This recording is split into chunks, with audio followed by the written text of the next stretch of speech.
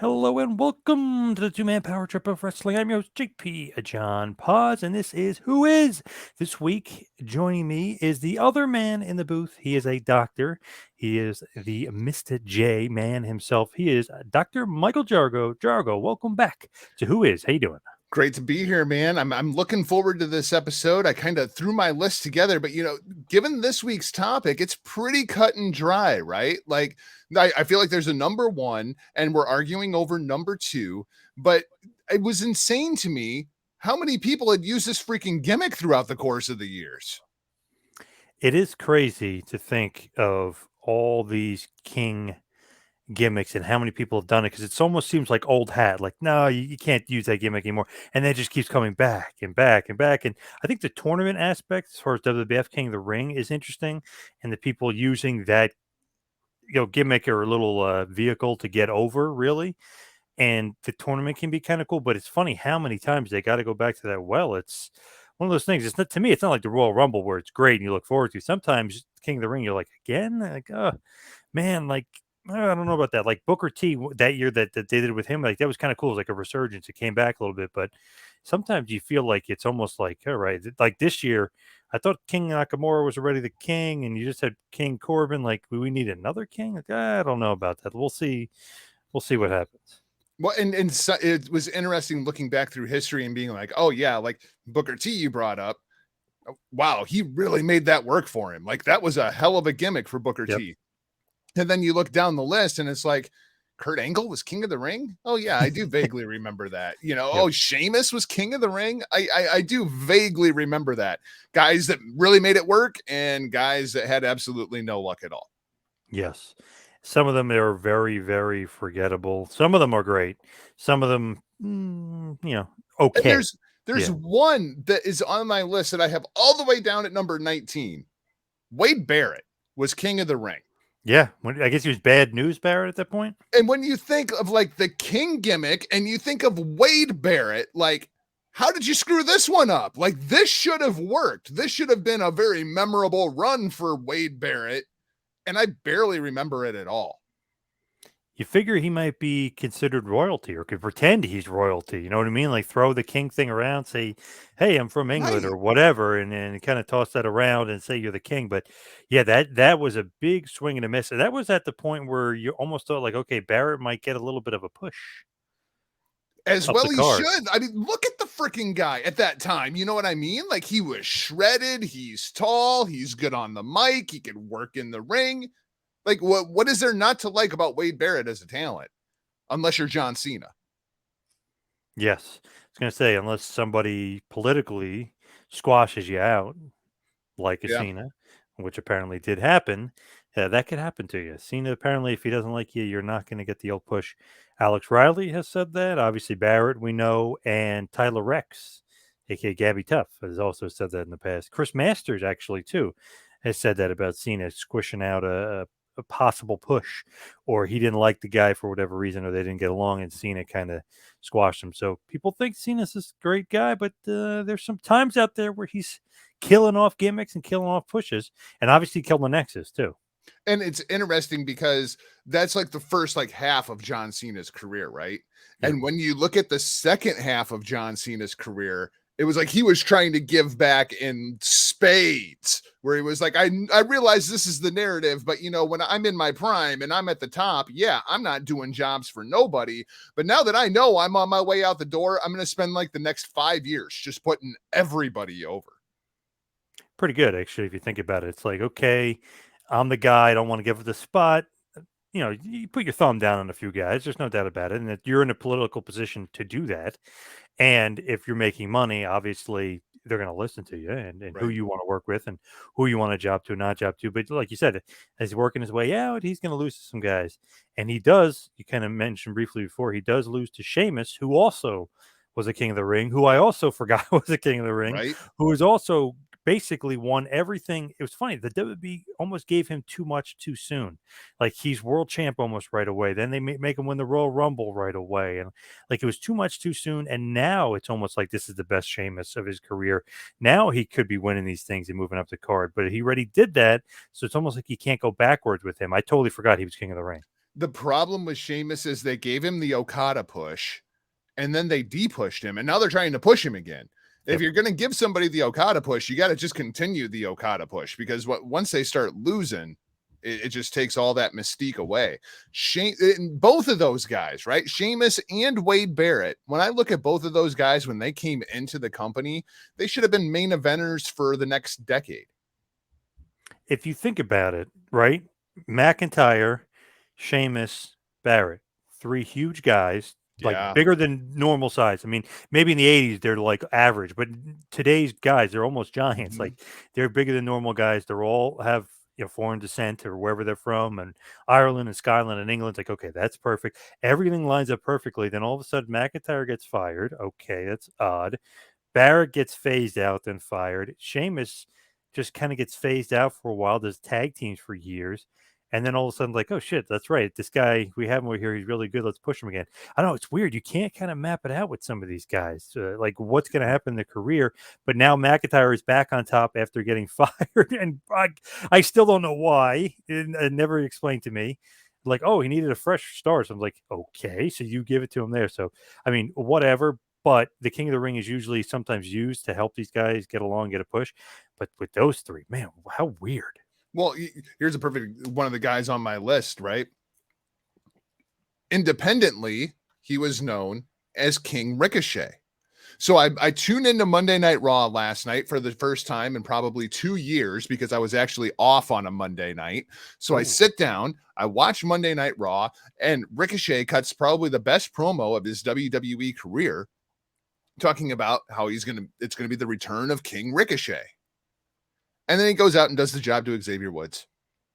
And I was like, you could have really, like, if you would have decided, hey, maybe we should push Ricochet, this would have been a great time to do it. Like, you're just shaking up the rosters. You could have him run through the King of the Ring, bring back the whole crown gimmick. Like, Ricochet really made that work for him on the independent scene. Instead, they put over Xavier Woods. Now, Woods has been petitioning for the King of the Ring for like over a year to bring it back, and they keep teasing like that he's going to win it. I have a feeling Mahal is going to win it, especially because it's going to get possibly crowned in Saudi Arabia. I feel like you're going to get some big heat over there with him getting crowned the king over there.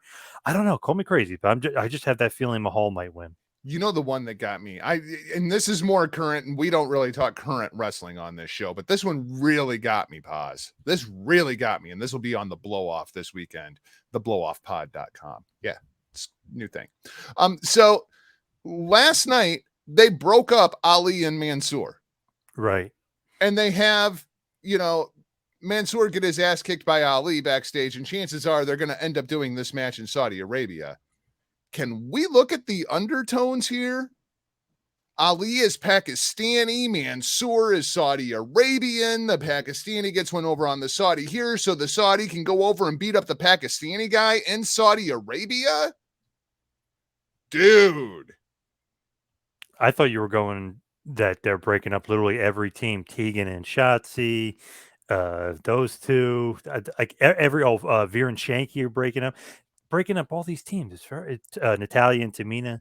That's what direction I thought you were going. But yes, I do agree. And Shanky. Yeah. But imagine though, let's just say Mahal was to win. Wouldn't you want his two knights with him or whatever? So now he's only going to get one guy, and the other guy's on the other. Are we really going to push Jinder Mahal again? Yeah. This is why I haven't watched Raw in 2 years until last night. Let me tell you, I didn't see anything to make me tune in. I don't think he's won a match in a long time, so it's kind of surprising to beat Kofi. Disgusting. I mean, just you put Woods over Ricochet, and then you put Jinder Mahal over, because I mean, like, the only justification for putting Woods over Ricochet to me was so that you would have Woods versus Kofi. Like, right. This is the only time this is going to happen. Let's enjoy it for what it is. They've been working on this match backstage for 5 freaking years. Like, this is gonna nope, Jinder Mahal. Okay. Did you like King Corbin, now known as Happy Corbin? Did you like that gimmick for him? You know, I have on my list. I ended up with 24 names, Poz. Okay. The last name on my list is Kenny King, just because it's a rib, right? Kenny King even sucks at being Kenny King. But I have like this kind of like joke group right at the bottom, and I have Wade Barrett, I have Sheamus, I have Angle, I have Rey Mysterio, the King of Mystery, for those of you who don't know.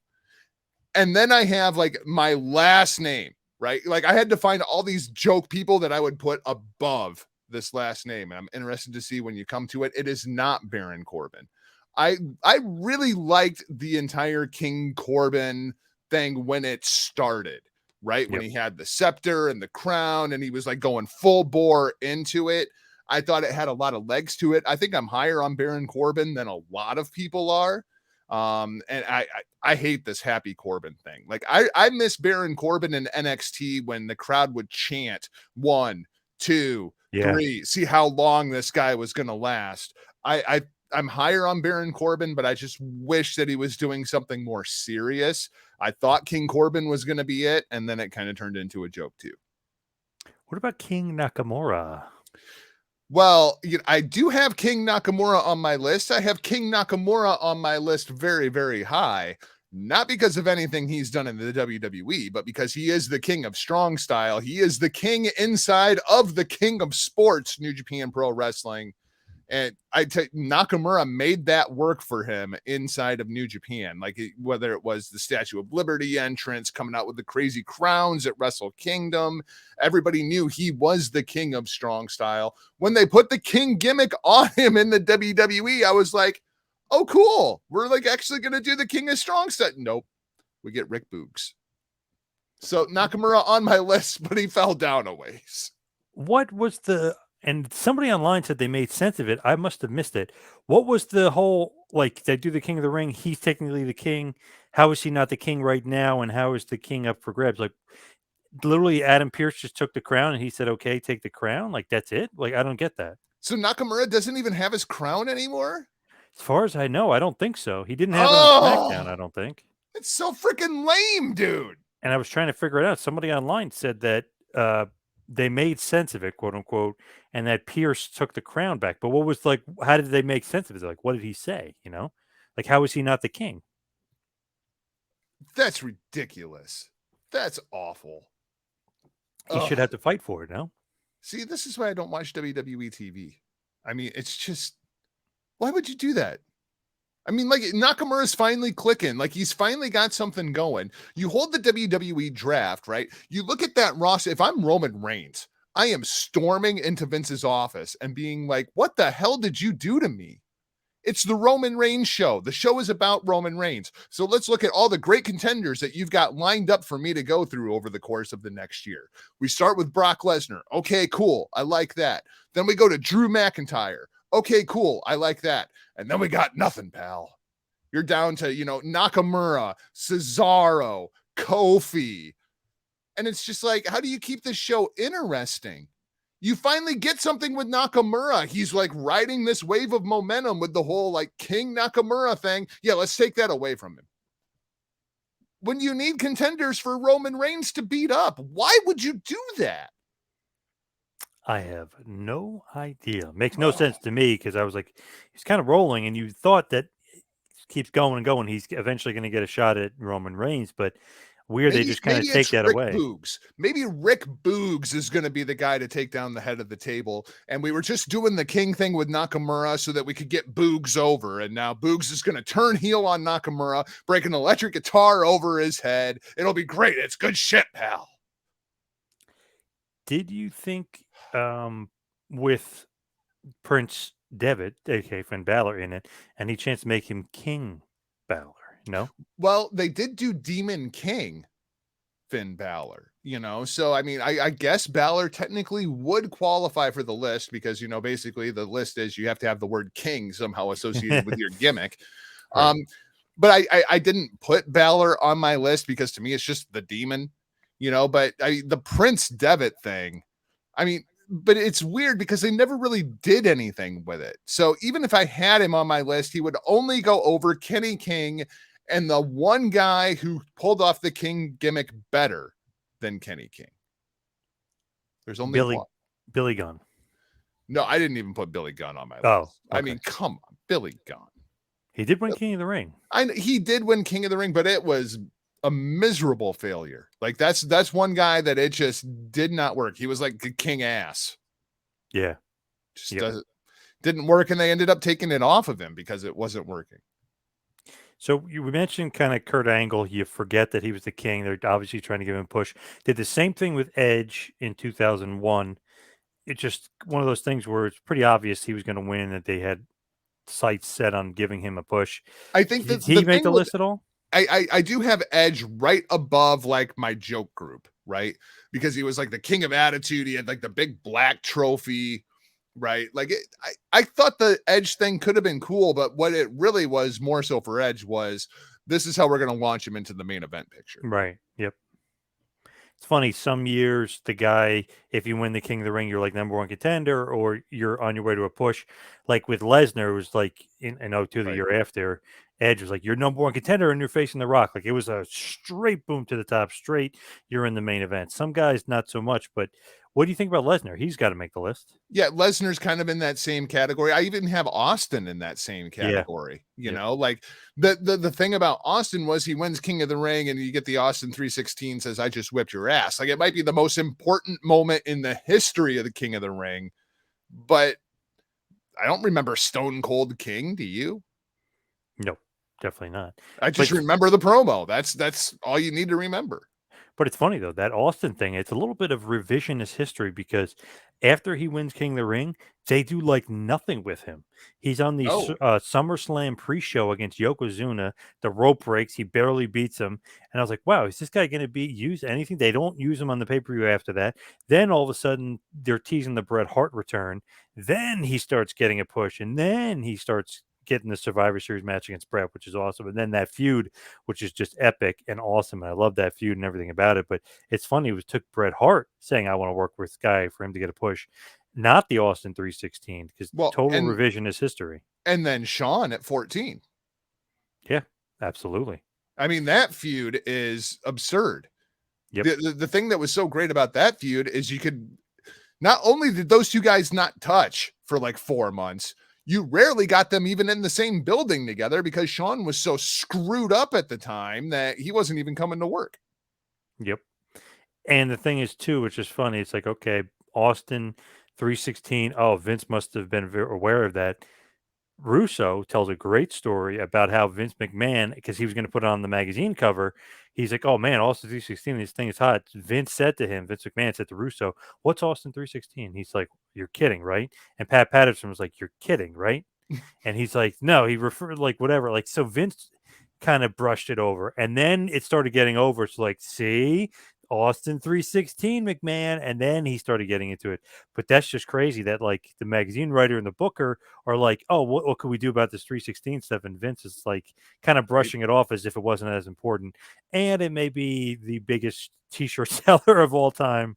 That they're still, I don't know if you saw this recently, they're still making those shirts. Now it's San Francisco 316 and Sacramento 316. So now they're even still making money off of it, which is crazy. So I know that is probably the number one t-shirt seller of all time. I know Hulkamania is up there, and the NWO is obviously up there. And Bullet Club got up there too. The Bullet Club, yep. And they're saying now the CM Punk shirt, but I don't think it's going to reach anywhere the popularity of an Austin 316. But they're saying that Punk shirt is selling really well in pro wrestling tees. Two related stories to the Punk shirt and the Bullet Club shirt and what we were talking about with Jinder Mahal. Did you hear this story? No. So the Bullet Club shirt ends up inside of Hot Topic, right? And everybody wondered how that happened. What happened was the Hot Topic people were at WrestleMania in Dallas, and they're seeing all these Bullet Club shirts around the arena. And they go to Vince and they're like, "Hey, we want that Bullet Club shirt inside of the store." And Vince is like, "Yeah, that's not ours." And that's how Bullet Club ended up inside of Hot Topic. Now we have the same issue. It seems that a certain Saudi crown prince put in a request for Daniel Bryan and CM Punk to appear at Crown Jewel. He remember he won the Yokozuna and Ultimate Warrior and stuff. Like he obviously doesn't pay attention, but he knows who are stars though. He knows the names. I'm sure that was a great conversation for Vince to go, yeah, they don't work here anymore. Yep. Hey, now it's going to open the door like, hey, AEW, we want those guys. You want to work with us? Yeah, you want the forbidden door. That is the forbidden door. Yep. Although I think Dana Bryan said he doesn't want to go back there. I didn't think he wanted to get too political about it, but and I remember him saying something about not going back. But Well, it's not like they chop people up into little pieces and send them halfway around the world in a cardboard box. Oh wait, Jamal Khashoggi. shit. Um, Ken Shamrock was another name that I just wrote down. Kind of meant really nothing. In essence, he was kind of getting a push, but still feuding with The Rock. I'm surprised The Rock never won it, but Shamrock is kind of a throwaway King of the Ring. The Shamrock thing is interesting because everybody that you listen to, whether it's Bruce Pritchard or whether it's Jim Ross, everybody was so high on Ken Shamrock, and everybody says that Ken Shamrock should have had a better career than what he had. Then why didn't he? I mean, because it's all the people that are in all of the positions of power that say the same thing about Ken Shamrock. Like it had to be a Vince thing because everybody else seems to freaking love the guy. Yep. Better Brett they just wanted the kiss job his to him. ass, Yep. Brett wanted the job to him. I talked to a lot of wrestlers, and they said like psychology wise, if you're going to job to somebody legit, because the fans will be like, oh shit, well he lost to Absolutely. Shamrock, he's legit, like that kind of thing. Like Undertaker with Lesnar, well the guy's legit. I don't mind losing to him, he's legit. Right. So like that goes a long way. And it's funny that like Brad and Austin, all these guys love him, and Vince must have not. Because remember him and The Rock, I thought he was going to start getting the big push. The Rock is the one that ended up getting the big push, despite losing the King of the Ring. That kind of saw his ascent up the top. Or so I guess the question is, it's kind of like the high fidelity thing where like, did I listen to pop music because I was miserable, or was I miserable because I listened to pop music? Right. The deal with Shamrock, like, did Vince not push him because he knew Shamrock was going to leave and go back to the UFC? Or did Shamrock leave and go back to the UFC because Vince didn't push him? Like, wait, right. Which one is it? Right. I know Pride Fighting Championship, basically 99, 2000, they saw an opportunity to bring Shamrock in, and they gave him a shit ton of money to do it. Yep. And then UFC saw that he was still popular, still over, still in great shape. Maybe not the fighter he once was, but they saw that, oh shit, okay, let's create this Tito Ortiz feud, and we could make a shitload of money and start the ball rolling in the right direction instead of being in the red. And that really helped UFC big time because Shamrock was a huge name for them. Obviously, pillar and godfather, really, of old school UFC for sure. Okay, well now if we're going to talk about Shamrock, we have to talk about his greatest rival of all time, a man that I have very, very high on my list, if for no other reason than he scares the ever loving hell out of me, Minoru Suzuki. Minoru Suzuki is the king of Pancrase. When he comes out in New Japan Pro Wrestling, people simply know him as King. I've got Minoru Suzuki pretty high on my list, not because, the King gimmick so much, just the attitude and the way Suzuki has ruled is very much like that evil king kind of gimmick inside of a Japanese context where they don't really do the over-the-top presentation. So Suzuki definitely counts for me. I thought you were going to go a different direction because technically Shamrock and Suzuki shoot, obviously King of Pancrase, but shoot fighting wise, they hate each other. And it's funny, I interviewed Shamrock not that long ago thinking that it was over, but apparently they still do hate each other because Shamrock got a little ornery talking about Suzuki and those fights and stuff. That's almost 30 years ago now, and they still absolutely hate each other. Both of them can be considered pillars or godfathers of MMA. Absolutely. And it's funny when people like even Disco was like, oh, I don't know if I believe this guy Minoru Suzuki. He's a legit shoot fighter. Yeah. He's a legit killer. That's why he's so believable. It's like, don't put over Ken Shamrock to me in one breath and then say that you don't buy Minoru Suzuki, who tapped out Ken Shamrock twice. Right. Makes no sense. Yep. I mean, no, that doesn't work. And it still bothers Shamrock. So, I mean, it shows you like, okay, this guy, he's legit. Yeah. I mean, Suzuki's no joke, man. It's crazy. I thought you were going to go a different direction with Shamrock's greatest rival. I thought you were going to talk about the King of Hearts, Owen Hart, King of the Ring winner as well. I have Owen very high on my list. We talk about guys that really made that gimmick work for him. And it was so logical. The King of Hearts, right? And he was so obnoxious, and the slammies and the robe and the big crown. Oh, it was great. Owen was great in pretty much any role, but especially something that he could just go completely over the top as a Yep. heel just to annoy the ever loving crap out of you. He was fantastic at it. It was money. Absolutely love the King of Hearts.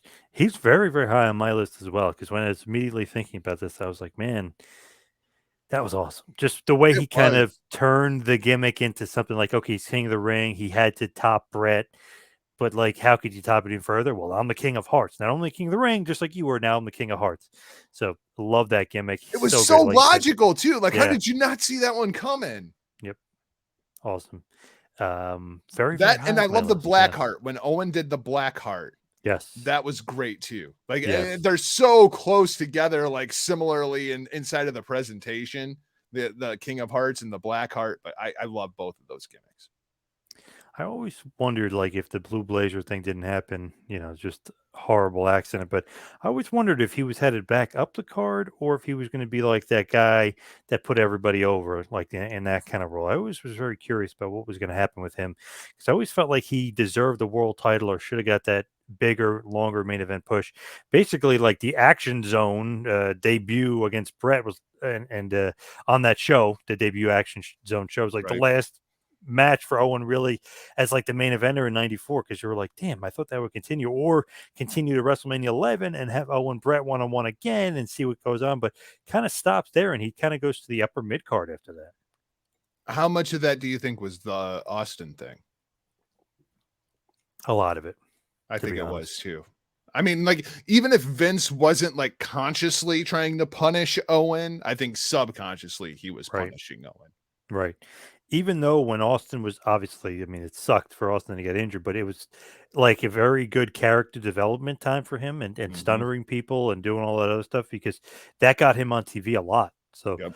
in one instance, it was terrible and the injury sucked and obviously ended up kind of slowing down and ending his career way, way, way too soon. But it did help his character development in that short period of time that he was out. Yeah. But it seemed like that was kind of the end of any of Owen's pushes. Yeah. Yep. No doubt about it. You know, I mean, when you really think about how much money Vince lost with Austin being out that period of Yep. time, like Yep. even if Vince wasn't consciously trying to punish Owen, he was trying to punish Owen. He was furious with him, yeah, Yep. definitely. So I just have a bunch of guys from the old school King of the Ring that I want to throw out there. I didn't really have them high up on my list, but I want to throw them out there. First King of the Ring, Don Morocco, the $1 Million Man, Ted DiBiase, and Tito Santana, all former King of the Ring winners. I don't know if any of them made your list at all. Yeah, I thought about putting them on my list, but it's like I don't remember any of them as king. Like I No, don't remember them doing anything with the gimmick. Like if anybody was going to, you would have thought it would have been DiBiase, right? Like the $1 Million King, I think could have been a really, really cool gimmick. yep. The only one that I really have is like the old school King of the Ring that actually won it, and they did something with the King, was King Harley Race. But obviously that was a little bit later. They really kind of did something with it. But he's very high on my list just because I love that damn gimmick. I love that damn LJN. That's one of those things too, and it's funny because you think about it, like Harley Race, NWA World Champion, big time legend. A lot of fans remember him as the King. Like the upper mid card guy. Had some great house show feuds with Hogan, stuff like Yep. that. And like because you're a younger fan, you don't remember like, wow, this guy's a god of wrestling, might be one of the all time greats. Um, the greatest wrestler on God's green earth, like all this other stuff. So many people remember that damn LJN figure and him being the king. But I put him very high up my list because cool gimmick for the guy. Technically, you're saying he's the king of wrestling, Right. but is never going to be like the main event guy anymore because he's a little bit older and advanced in his career. Yeah, it could directly corresponds with the national expansion, right? Like and when did you first see Harley Race? Right. But the problem is by the time Harley Race got on national TV where everybody was seeing him, that's when you get into the King Harley Race thing. Were you a part of one of those territories where Race was working and doing the greatest wrestler on God's green earth? Like that's the Harley Race that people should talk about, but you're right. It's more the King gimmick. He's very high up my list. So was his opponent, King Haku, the man that takes the crown from him. Do you have King Haku high up on the list? King Tonga. I have King Haku like number 4 on my list, man. I shook Ooh, hands me with too. King Haku, Me and too. I thought King Haku was going to tear my arm off and beat me with it. Like his hands are huge. He is a very large man. Whether it was King Haku, whether it was Meng, whether it was just regular Haku, whether it's the King Haku we see now do rare appearances in New Japan Pro Wrestling. If he just shows up on a Bullet Club video with Tama Tonga and Tangaloa, like anytime I can get me some King Haku, give me King Haku. I absolutely freaking love that guy. And he is another one that I always felt like he deserved better. Inside of the booking, I always thought King Haku deserved better. I agree. Love that feud with Harley Race. Love those matches. Very hard hitting, good stuff there. But I definitely think he deserved better. Former tag team champion, obviously, with Andre, the Colossal Connection, but definitely thought he deserved better. I love that gimmick. I think he was perfect for it. Just looks like some sort of like crazy royalty from the islands. You know what I mean? Like, Right. oh yeah, he's a real king. Even Like, when he was doing the Meng thing in WCW and he had like the giant fro and the huge pants, and it was like, and that's a legit badass. Like yep. King Haku is the guy that everybody is like, you do not mess with that guy. I even remember New Japan a few years ago when him and his boys like took out the whole Bullet Club and they're beating Yep. everybody up. Firing Believable because squad. the firing squad, because it's friggin' Haku. Very believable. And watching Tama Tonga, there is so much of young Haku inside of Tama Tonga, but he can talk. My God, can Tama Tonga run his mouth? And if King Haku would have learned how to run his mouth like his boy did, holy crap, this guy would have been the limit. I would have give me Tama Tonga like versus Hulk Hogan. Like that classic Hulk Hogan, but like have Tama cutting promos against him. If Haku would have had that, man, be printing money. What about a guy we mentioned? Actually, we didn't mention him, actually. Now that I think about it, we should have mentioned him. Hacksaw Jim Duggan, the man that took the crown from Haku. What about King Duggan? You have found the man who belongs at the bottom of the list, right above Kenny King. And you know why Hacksaw Jim Duggan belongs at the bottom of the list, right above Kenny King? Why? Because he beat King Haku to take it. I mean, that alone is such a sin. I can never forgive Hacksaw Jim Duggan. Him and his crazy, stupid faces that he was making with the crown. Yep. I mean, I felt like Jim Duggan was an embarrassment to that gimmick. Well, he was doing a lot of jokey, sports entertaining stuff with it. Yes, Yeah. it ruined the gimmick. Like you no longer took like when Harley Race had it, it was a legit gimmick. When King Haku had it, it felt like a legit gimmick. And then Duggan took it from King Haku, and it just became a joke until it went away and then brought back many years later.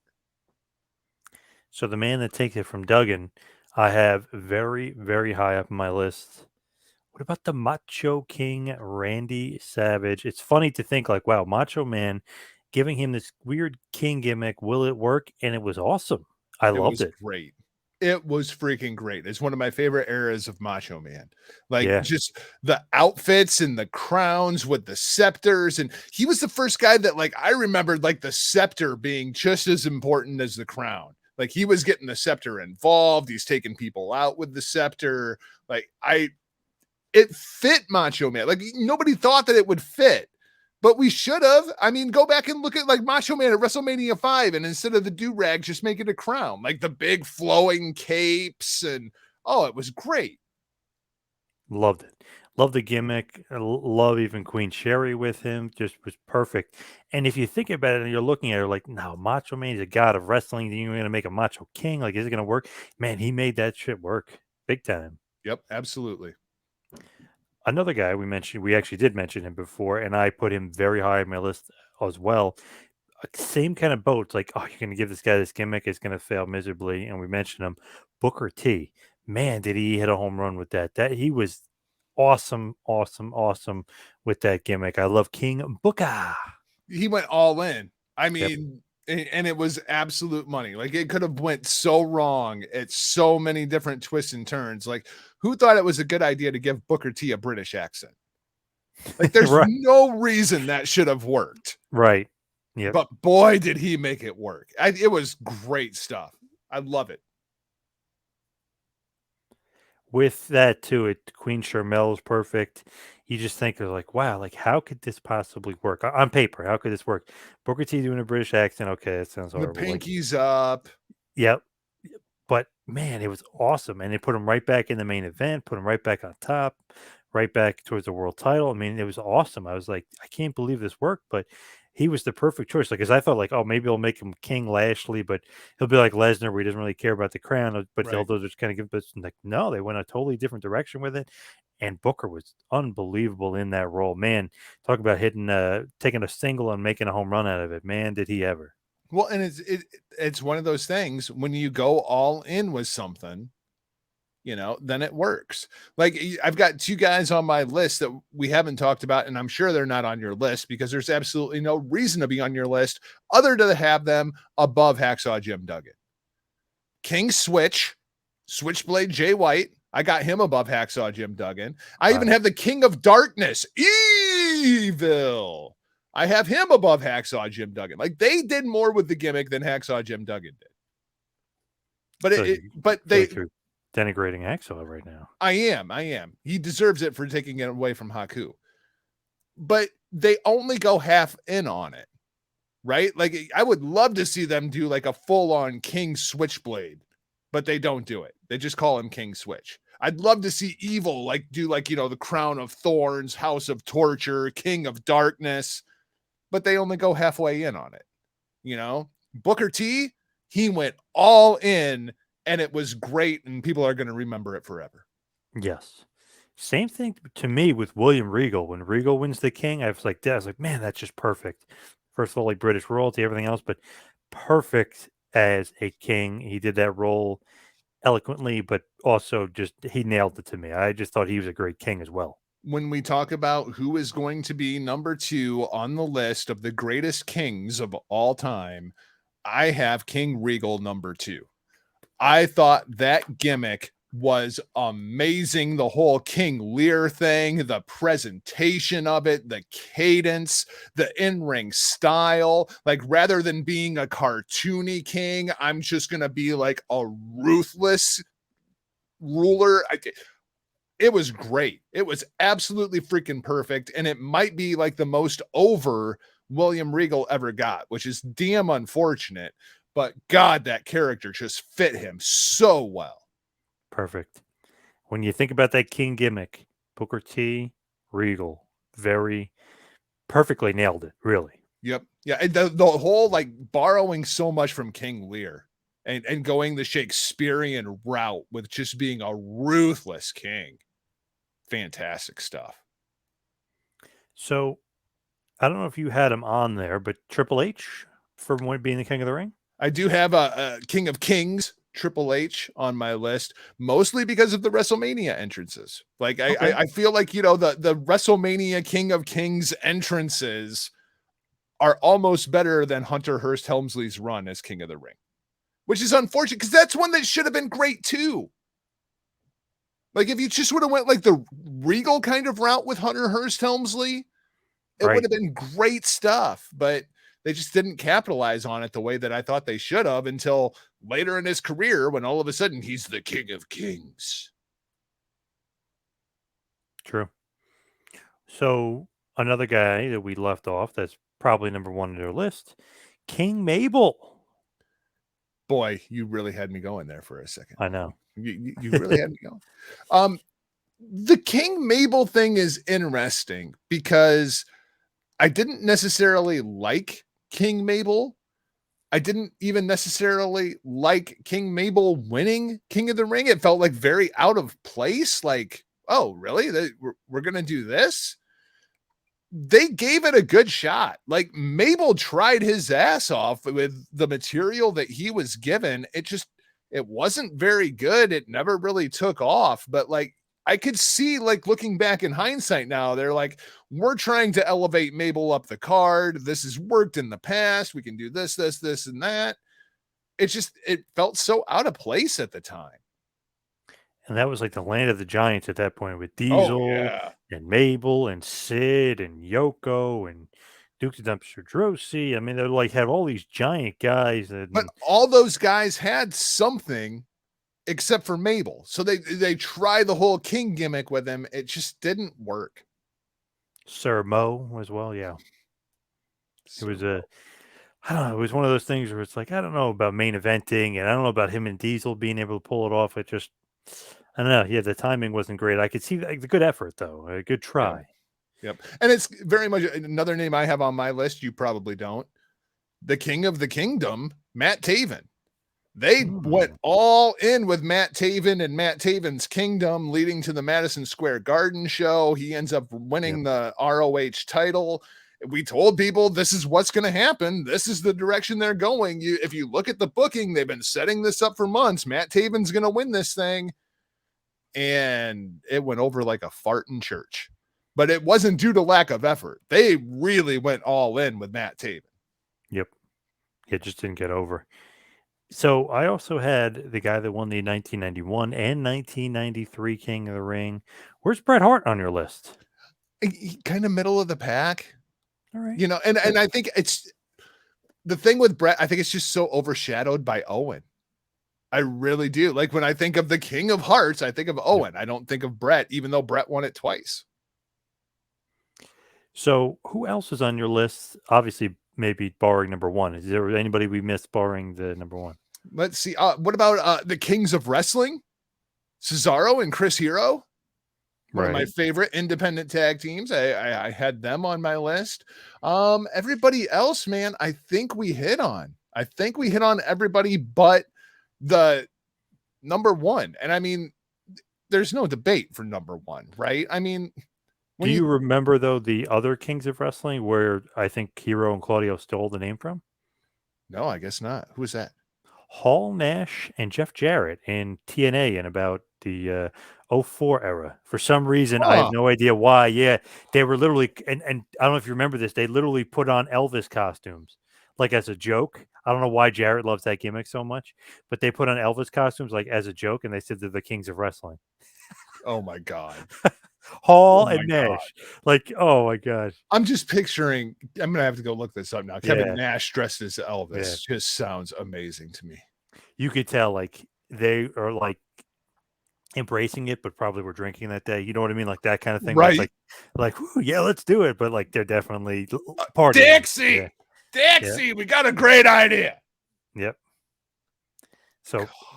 I feel like I almost wanted to do this list and say this guy doesn't count. You have to pick somebody else. Right? I mean, there's almost like that aspect of it. But like, can there be a better king than Jerry the King Lawler? I don't think so. I don't think so. And I mean, when it's not just what he did in Memphis, it's not just how over he got in Memphis, it's not just everything that he did in the ring throughout the course of decades.